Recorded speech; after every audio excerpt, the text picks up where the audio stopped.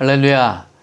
오늘은 에베소서 4장 1절에서 16절, 에베소서 4장 1절에서 16절까지의 말씀을 함께 나누겠습니다. 제가 봉독해 드리겠습니다. 그러므로 주 안에서 갇힌 내가 너희를 권하노니 너희가 부르심을 받은 일에 합당하게 행하여 모든 겸손과 온유로 하고 오래 참음으로 사랑 가운데서 서로 용납하고 평안의 맺는 줄로 성령이 하나 되게 하신 것을 힘써 지키라. 몸이 하나요 성령도 한 분이시니 이와 같이 너희가 부르심의 한 소망 안에서 부르심을 받았느니라. 주도 한 분이시요 믿음도 하나요 세례도 하나요 하나님도 한 분이시니 곧 만유의 아버지시라. 만유 위에 계시고 만유를 통일하시고 만유 가운데 계시도다. 우리 각 사람에게 그리스도의 선물의 분량대로 은혜를 주셨나니 그러므로 이르기를 그가 위로 올라가실 때에 사로잡혔던 자들을 사로잡으시고 사람들에게 선물을 주셨다 하였도다. 올라가셨다 하였은즉 땅 아래 낮은 곳으로 내리셨던 것이 아니면 무엇이냐. 내리셨던 그가 곧 모든 하늘 위에 오르신 자니 이는 만물을 충만하게 하려 하심이라. 그가 어떤 사람은 사도로 어떤 사람은 선지자로 어떤 사람은 복음 전하는 자로 어떤 사람은 목사와 교사로 삼으셨으니 이는 성도를 온전하게 하여 봉사의 일을 하게 하며 그리스도의 몸을 세우려 하심이라. 우리가 다 하나님의 아들을 믿는 것과 아는 일에 하나가 되어 온전한 사람을 이루어 그리스도의 장성한 분량이 충만한 데까지 이르리니 이는 우리가 이제부터 어린아이가 되지 아니하여 사람의 속임수와 간사한 유혹에 빠져 온갖 교훈의 풍조에 밀려 요동하지 않게 하려 함이라. 오직 사랑 안에서 참된 것을 하여 범사에 그에게까지 자랄지라. 그는 머리니 곧 그리스도라. 그에게서 온몸이 각 마디를 통하여 도움을 받음으로 연결되고 결합되어 각 지체의 분량대로 역사하여 그 몸을 자라게 하며 사랑 안에서 스스로 세우느니라. 아멘. 봉독해드린 말씀으로 오늘은 성숙한 그리스도인이 되는 길이라는 제목으로 함께 말씀의 은혜를 나누겠습니다. 우리는 종종 이런 질문을 듣기도 하고 내가 내 자신에게 하기도 합니다. 나는 누구인가? 당신은 누구입니까? 라는 질문이요. 예수님을 알기 전 나의 정체성, 예수님을 알기 전에 내 모습은 종종 학연, 지연, 혈연 이런 것들을 통해서 만들어졌습니다. 특히 우리 사회에서 혈연 관계는 우리의 정체성을 결정하는 아주 중요한 요소였습니다. 근데 유교 사회에 이르기까지 계속해서 그래왔죠. 하지만 지금은 소유하고 있는 것, 그 소유에는 여러 가지가 있겠죠. 경제력, 지식, 또 뭐가 있나요? 하여튼 여러 가지 나에게 포함되어 있는 것, 내가 얼마든지 가져다 내 것이다 보여줄 수 있는 이런 것들, 내 능력, 달란트 이런 것들 있겠죠. 나의 소유나 경력, 직업, 혹은 우리가 소위 말하는 스펙, 이 모든 것들을 포함해서 좀 더 다양한 요소가 내 정체성을 판단하는 기준이 됩니다. 이젠 더 이상 어느 집 자제분이다 라는 것보다는 지금 현재 내가 가지고 있는 것이 무엇인가, 내 능력, 내가 가지고 있는 능력은, 경험은 무엇인가, 이런 게 좀 더 영향을 끼치더라는 거죠. 그렇다면 이제 그리스도 안에서 나는 누구입니까? 라는 질문. 그냥 지금 그리스도와 상관없는 내 모습이 아니라 그리스도 안에서 나는 누구입니까? 라는 질문. 이 질문에는 우리가 어떻게 대답할 수 있을까요? 예수님을 만나고 난 후 바울, 예수님을 만나기 이전 예수님을 박해하던 사울이라 불리던 그 바울이 아니라 예수님을 만난 이후에 그 바울은 그리스도 안에서 새로운 피조물이 되는 체험을 합니다. 어제의 자기의 모습과 오늘 자신의 모습이 다른 것을 경험했죠. 그리스도 안에서 그는 유대인이나 이방인이나 남자나 여자나 종이나 자유인이나 할 것 없이 모두 그리스도의 지체가 된다, 될 수 있다라는 비밀을 발견한 겁니다. 에베소서 3장에 이르기까지 이 영적 정체성에 대해서 살펴온 이 바울은 이제 4장 이후부터는 성도의 윤리를 말하면서 그리스도인의 성숙한 그리스도인의 모습을 강조합니다.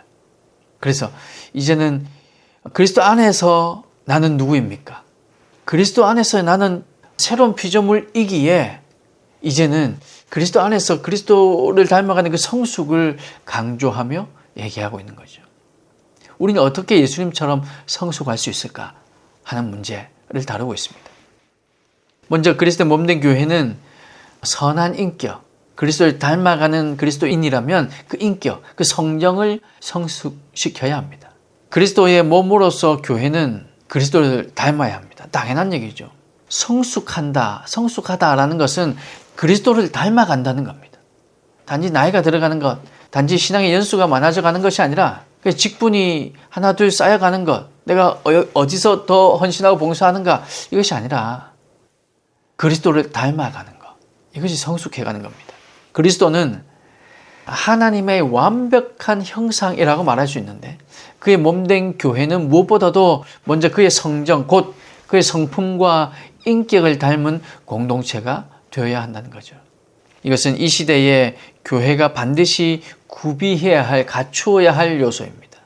바울은 당시에 이교 사회에 살고 있는 성도를 향해서 이 세상에서 완벽한 겸손과 온유와 오래 참음을 실천하되 사랑 가운데서 서로를 용납하라, 그렇게 강조하고 있습니다. 그것이 오늘 읽었던 우리 본문 1절 2절 말씀이죠. 그러므로 주 안에서 갇힌 내가 너희를 권하노니 너희가 부르심을 받은 일에 합당하게 행하여, 그래서 모든 겸손과 온유로 행하고, 온유로 하고 오래 참음으로 사랑 가운데서 서로 용납하라, 이렇게 얘기하고 있죠. 그리스도인은 그래서 인격을 갖춘 인격자가 되어야 합니다. 성정이라는 것, 곧 이 에토스라는 말에서 윤리라는 단어가 나왔습니다. 이 성정이라는 말에서 말이죠.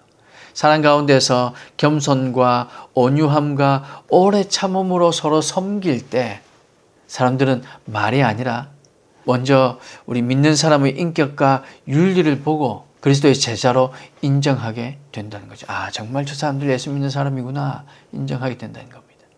세상을 변화시키기 전에 우리의 성정, 우리의 성격, 우리의 인격의 변화가 먼저 있어야 한다는 겁니다. 사랑하는 여러분, 사울이 바울이 되고 난 이유, 우리 쉽게 그렇게 구분해서요, 이전에 사울이라 불렸던 그 바울이 이제 예수님을 만나고 바울로 이제 새로운 피조물이 된 그의 모습, 그의 인격은 완전히 변화되었습니다. 그래서 어느 누구도 그 바울이 예수님을 알지 못한다 라고 말할 수 없는 거죠. 바울이 과연 사도의 자격이 있는가 라고 손가락질 할 수 없었던 겁니다. 오늘 우리도 그렇게 살아야 되지 않을까 생각이 됩니다. 우리도 정말 예수님을 만난 새로운 피조물이 되었다면 우리 인격이 변해야 됩니다. 제가 여러 차례 말씀드렸습니다. 인격이 변하지 않고 그대로 있는데, 그런데 성령을 받았다, 혹은 내가 예수를 진심으로 믿고 있다, 그렇게 얘기하기는 쉽지 않을 거라는 겁니다. 그러므로 여러분, 우리는 인격의 변화, 예수님을 닮아가는 그런 성숙한 그리스도인이 되기를 간절히 소망하시길 바랍니다. 그렇게 주님을 닮아가는 저와 여러분, 또 이번 한 주간도 그렇게 주님을 닮고자 애쓰는 저와 여러분이 될 수 있기를 간절히 소망합니다. 두 번째로 성숙한 그리스도인이 되기 위해서는 그리스도와 예수님과 연합하고 또 예수님과 통일되는, 또 그리스도인들, 기독교인들, 우리 성도들이 이 통일성을 갖추고 있어야 하는 것입니다. 우리의 과거는 어떠하든지 우리는 이제 그리스도 안에서 하나가 되었습니다. 제가 늘 말씀드리지만 이 하나라는 것에 여러분 오해하시면 안 됩니다. 똑같은 모습, 그것을 하나라고 얘기하지 않습니다. 우리 지체, 손과 발이 있고 눈과 코와 입이 다 다른 것처럼 여러 다른 모습이 있지만 그러나 하나가 돼야, 한 유기체가 되어야 된다는 겁니다. 눈 따로 가고 있고 코가 따로 있고 입이 따로 있으면 그걸 하나라고 얘기할 수 없겠죠. 모여 있어야, 그리고 한 곳을 바라보고 한 기능을 하고 있어야, 그것이 하나로 연결되어 있어야 한 유기체라 얘기할 수 있는 거죠. 그래서 우리는 하나가 되어야 합니다. 우리는 교회로 그리스도 안에서 한 몸이 되었으며 또 한 성령을 받았고 그리스도 안에 한 소망을 가지고 하나님 아버지를 같은 아버지, 한 아버지로 섬기며 살아가는 새로운 존재로 우리는 재창조되었습니다. 그래서 교회는 성령이 하나 되게 하신 것을 지키기 위하여 모든 노력을 해야 하는 겁니다. 3절 말씀, 평안에 맺는 줄로 성령이 하나 되게 하신 것을 힘써 지키라. 여러분, 이 말씀 우리는 기억해야 됩니다. 머리 대신 그리스도의 명령에 순종하지 않는 것은 우리의 하나됨을 해치는 행위입니다. 머리 대신 예수님의 요구대로 몸된 교회가 유기적으로 반응할 때 우리는 하나됨을 이룰 수 있게 되는 것입니다. 그것이 하나됨, 진정한 하나됨인 거죠. 교회가 이처럼 통일되어 있으면 그리스도의 형상이, 그리스도의 은혜가 나타날 겁니다. 머리 대신 예수님의 그 다스림의 복종하게 될 때 그리스도의 예수님의 능력과 권위가 풍성하게 드러날 겁니다. 그런 교회라면 머리 대신 예수님의 그 다스림에 복종하는, 그래서 잘 조직된 하나의 유기체로서 한 몸이 된 그런 교회라면 거기에는 능력이 나타날 겁니다. 거기에는 은혜가 풍성하게 드러날 겁니다. 그리스도의 말씀에 순종하는 것, 여러분, 그래서 이 순종이 바로 교회가 가지는 최고의 능력이 되는 거죠. 이것이 통일되는 것이고 이것이 하나 되는 것. 말씀에 순종하는 것이 우리가 하나 되는 길이기 때문에 그렇습니다. 그러므로 여러분, 이 말씀 가운데 주시는 말씀의 은혜를 붙들고 여러분 그 말씀에 순종하고자 함께 주님 앞에 간절히 소망하시기 바랍니다. 그렇게 말씀에 여러분 우리가 하나가 되어 순종할 수 있다면 우리는 하나가 되는 것이고 통일성 가지고 연합이 될 수 있는 겁니다. 그럼 그곳에 그리스도의 능력이 나타나게 되는 줄 여러분 믿으시기 바라고, 그것이 바로 성숙한 그리스도인이 되어가는 길임을 여러분 믿으시기 바랍니다. 세 번째, 그리스도 안의 성숙은 여러분 다양성을 배제하지 않는다는 것을 여러분 기억해야 합니다. 좀 전에도 말씀드렸지만 하나됨이라고 해서 다 동일하게 무조건 복종만 하는 것, 또 무조건 똑같이만 하는 것을 원하지 않습니다. 그것을 말하는 것이 아닙니다. 온 세상을 창조하신 하나님은 얼마나 풍성하고 다양한 것을 좋아하시는지 모릅니다. 쉬운 예로 새의 종류는 약 9,000종이 넘는답니다. 하늘에 날아다니는 새의 종류만 해도. 그리고 그 색깔, 모양, 크기, 특성 얼마나 다양한지 몰라요. 그리고 저 바다를 한번 보십시오. 그 바다 속에 어떤 생물이 살고 있는지. 저 깊은 심해에 들어가면 여러분 거기에서는 어떤 생물도 살지 못할 것 같은데 거기서 사는 생물들이 아직도 조금씩 발견해내고 있지 않습니까? 여러분 그거 가끔씩 그런 다큐멘터리를 보면요 너무너무 신기합니다. 우리 하나님 그런 하나님이세요. 하나님께서 어떤 동물을 획일적으로 창조하지 않으신 것처럼 바다에는 다 이렇게 생긴 물고기만 있고 이게 아닌 거, 획일적으로 창조하지 않은 것처럼 그리스도는 신자, 믿는 사람을 획일화시키지 않습니다. 예수 믿는 사람은 다 이렇게 하고 예수 믿는 사람은 다 날마다 기도를 이렇게 하고 말씀을 이렇게 읽고 그렇게 획일화하지 않는다는 겁니다. 다양성을 인정하십니다. 여러분 11절 보십시오. 11절 보시면 그가 어떤 사람은 사도로, 어떤 사람은 선지자로, 어떤 사람은 복음 전하는 자로, 어떤 사람은 목사와 교사로 삼으셨으니. 이게 무슨 의미입니까? 그리스도께서 성도들에게 다양한 은사를 주시고 그래서 이에 따라 그리스도의 몸된 교회를 세워가려고 하는 것입니다. 주님께서 주신 은사는 성도를 온전하게 하기 위함입니다. 그래서 신령한 은사를 가진 자마다 그 은사를 통해서 자기 만족이나 혹은 교만에 이르는 것이 아니라 반드시 성도를 세워서 영적으로 무장시키는 그런 사명, 그런 섬김을 감당해야 할 것입니다. 그러라고 신령한 은사를 주신 것입니다. 이것이 그리스도의 몸을 세우는 것이며 그리스도의 몸을 성숙하게 하는 것입니다.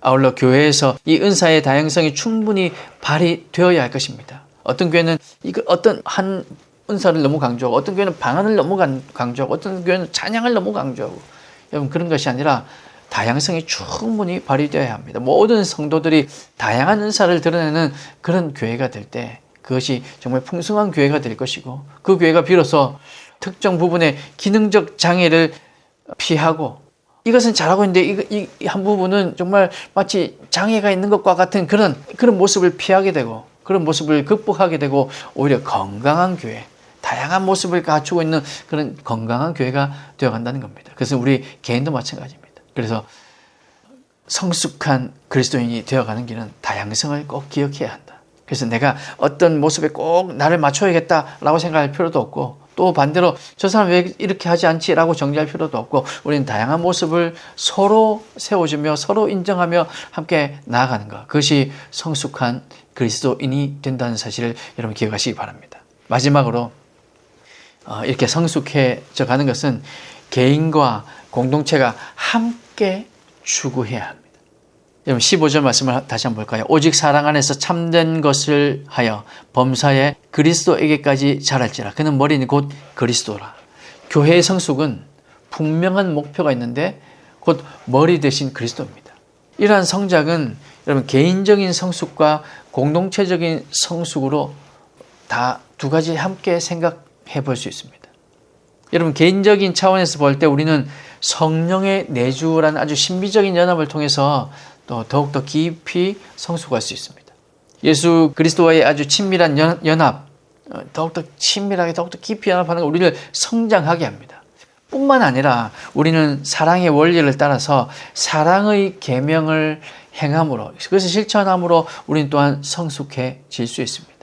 그러나 우리 내면이 성숙을 이루는 것과 함께 온 몸이 사랑 안에서 공동체적인 성숙을 이루는 것, 이것이 필요합니다. 이것 또한 필요합니다. 성숙의 모든 부분은 사실상 공동체적인 것이 되어야 합니다. 나 혼자만 성숙하는 것이 아니라는 거죠. 개인의 성숙 중요하고 반드시 필요합니다. 그러나 개인의 성숙만으로는 안 된다는 거죠. 우리 공동체가 함께 성숙해 가야 됩니다. 우리가 산속에 들어가서 홀로 생활하지 않는 한 그리스도께서 강조하시는 성숙은 공동체에 달려 있습니다. 한 개인에게만 있지 않습니다. 인격의 심화, 교회의 다양성과 연합은 모두 공동체의 성숙이라는 열매를 맺게 한다는 겁니다. 우리는 사랑의 관계 속에서 성숙해가는 존재들이기 때문에 그렇습니다. 사랑하는 여러분, 우리는 교회의 공동체성을 회복해야 합니다. 개인이 성숙하였다고 해서 공동체가 저절로 성숙되는 것은 아닙니다. 반대로 공동체가 성숙했다고 해서 나도 거기에 들어가면 아무것도 안 하고 있는데 자연적으로 그냥 성숙해지는 것도 아닙니다. 개인적인 회심, 예수님을 닮는 것과 함께 공동체적인 회개, 공동체적 결단과 그 정의로움의 실천이라는 아주 더 복잡한 공동체적 영역의 변화까지도 우리는 고려해야 합니다. 이 두 가지가 함께 살아가야 합니다. 미스바에서의 회개 사건, 시내산과 모압 평지에서의 그 언약, 이런 것들은요 공동체에 대한 하나님의 배려였습니다. 다락방에서의 부활 체험, 그 놀라운 성령의 체험, 이런 것들도 역시 새로운 공동체를 세우시는 예수님의 우리를 향한 배려인 거죠. 삼위 하나님이 한 분이신 것처럼 우리 다른 지체들도 하나됨을 힘써 지켜감으로 성숙한 공동체, 그리스도의 몸, 성숙한 공동체가 될 수 있기를 간절히 축복합니다. 삼위 하나님이 한 분이신 것처럼 우리도 그래야 된다는 거죠. 여러분, 그러니 이번 한 주간에도 여러분 이 신앙생활을 영위해 나갈 때, 또 우리가 순간순간 기도할 때 그리스도를 닮아가는 성숙한 그리스도인이 되기를 여러분 간절히 기도하시길 바랍니다. 예수님의 인격을 닮아가고 우리의 성품이 먼저 변화되고 또한 교회가 서로 연합하고 그렇게 하나 되기를 간절히 소망하며, 그러나 그 가운데서도 다양한 지체들을 인정하고, 그리고 우리 공동체 속에서의 개인과 그리고 우리 공동체 전체가 함께 성장해 갈 수 있기를 기도하는 것, 그것이 이번 한 주간 저와 여러분이 해야 할 소명, 또 우리가 기도할 때마다 간구해야 할 기도 제목, 그것이 아닌가 생각이 됩니다. 이번 한 주간 그렇게 여러분 여기면서 내가 성숙한 그리스도인이 되어가기를, 그리고 우리 공동체가 성숙한 공동체가 되어가기를 소망하는 저와 여러분이 다 되시기를 주님의 이름으로 축복합니다. 기도하겠습니다.